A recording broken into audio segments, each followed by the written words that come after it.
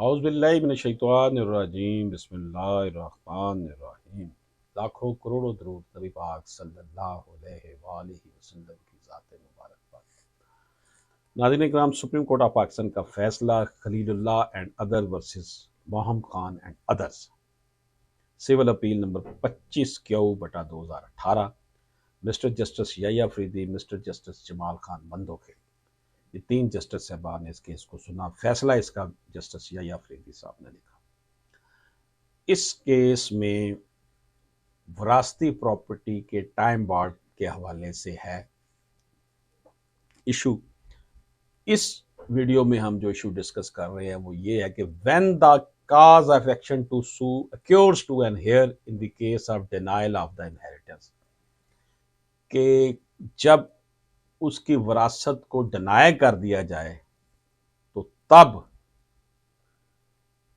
उस वारिस को काज of action कब पैदा होगा। यानी कि किसी वारिस को अगर उसके विरासती हक देने से इनकार कर दिया जाए, अगर किसी वारिस को उसका विरासती हक देने से डिनाइल कर दिया जाए, इनकार कर दिया जाए, तो उसको काज ऑफ एक्शन कब पैदा होगा। नाज़रीन इकराम, in the case of denial of the inheritance to an heir, the cause of action to sue occurs to whom when the co-sharer, legal heir, in actual possession of the inherited property denies actually or is interested to deny, threatens the share of the claimant, legal heir, in the inherited property। जब भी जो काबज hair है, जो काबज वारिस है, जब वो दूसरे हिस्सेदार को, को शेयर को, कानूनी वारिस को उसका पोजेशन देने से इनकार कर देता है, तो उस वक्त काज ऑफ एक्शन पैदा हो जाती है। In the case of denial of inheritance to an heir, the cause of action to sue occurs to him. गोया के जब कानूनी वारिस जिसके कब्जे में वो जमीन है, वो दूसरे कानूनी वारिस को देने से इनकार कर देता है, जब वो वारिस तो ज़ाहिर बन गया हुआ है, तो वो उसको एक्चुअली में देने से वारिस, वैसे तो वो पोजेशन उसका तस्वर किया जाएगा, लेकिन उसका एक्चुअल पोजेशन नहीं दे रहा, तब टाइम लिमिटेशन शुरू हो जाएगा। आप उसी वक्त उसके खिलाफ केस करते हैं। As the objection of the London Council for the appellant that the creation of third party interest was not mentioned, sorry.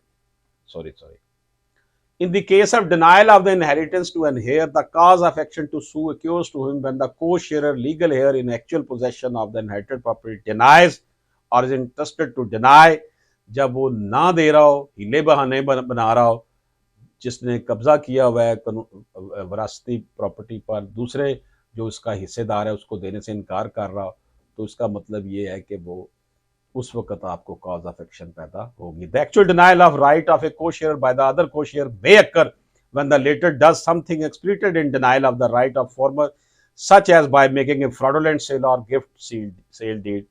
कोई वो फ्रॉड कर देता है या बेच देता है।